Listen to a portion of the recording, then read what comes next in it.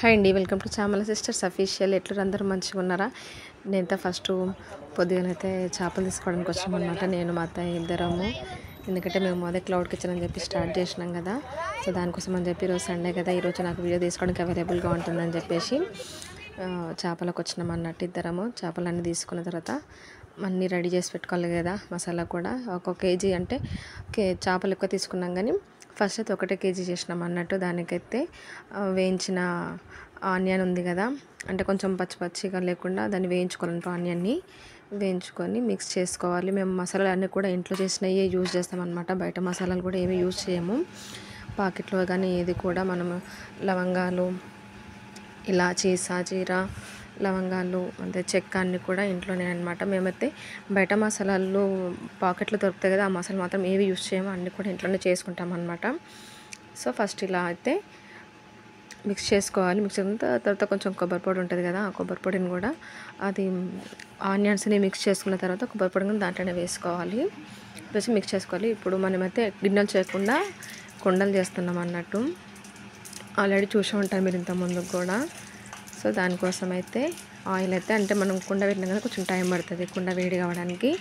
కుండ వేడినాక నూనె పోసి దాంట్లోనే సాజీరా, లవంగా, ఇలాచి ఒక్కొక్కటి కొంచెం కొంచెం అనమాట.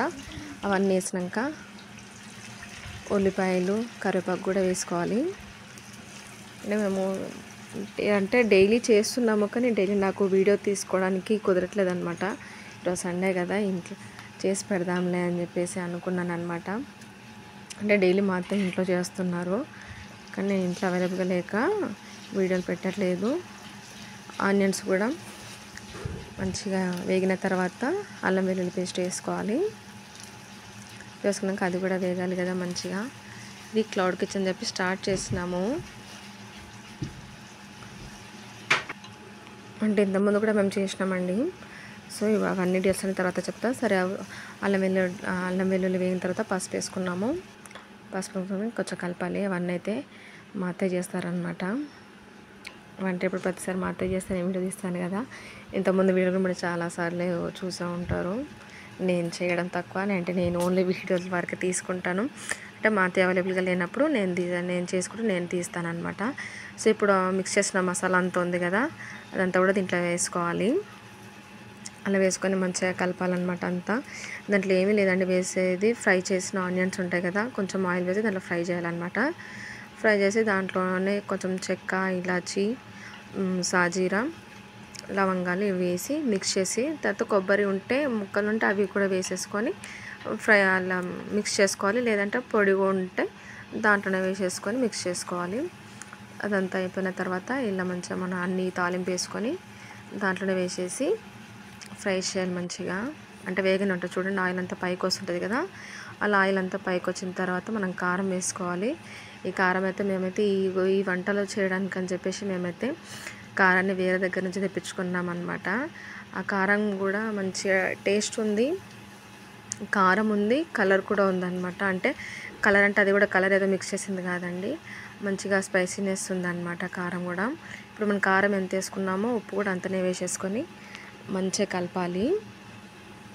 అంటే కారం ఎక్కువ తెప్పించుకున్నాం అనమాట స్పెషల్గా ఈ వంటలు చేయడానికి అని చెప్పేసి.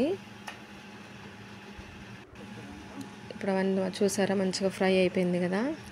వేగిన తర్వాత కొంచెం కొంచెం ఆయిల్ అంతా పైకి వస్తుంటుంది. అంటే దాన్ని కొంచెం అడగంటకుండా కలుపుకుంటూ ఉండాలన్నమాట.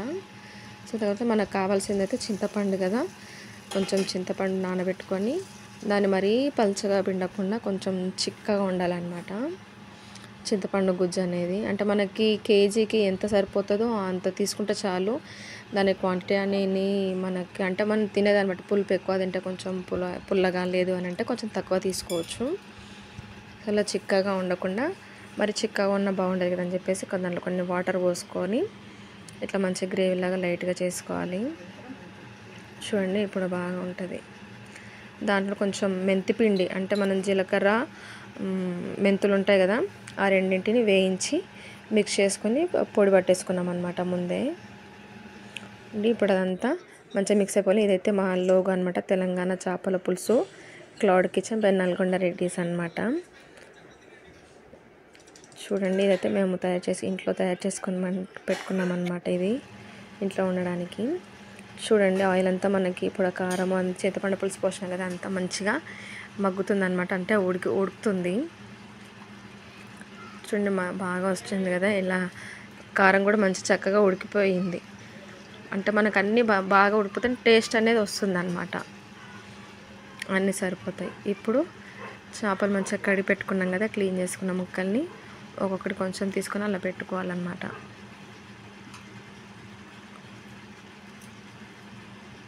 అంటే ఇంతకుముందుకు మేము పెట్టింది వేరే నేమ్ ఉండే అనమాట, అది కూడా ఆఫ్లైన్లో పెట్టాము, ఆన్లైన్లో పెట్టాము.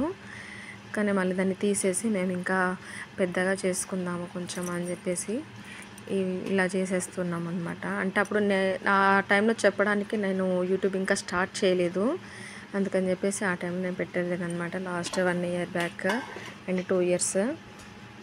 సో నేను ఇది స్టార్ట్ చేసి కూడా 1 ఇయర్ అయిపోయింది. 1 ఇయర్ నుంచి నేను ఏం చేసినా కూడా అన్ని అప్లోడ్ చేస్తూనే ఉంటాను. సో అప్పుడేమో స్విగ్గీ జొమాటోలో పెట్టలేదన్నమాట, ఆఫ్లైన్లో కూడా సేల్ చేసేవాళ్ళము.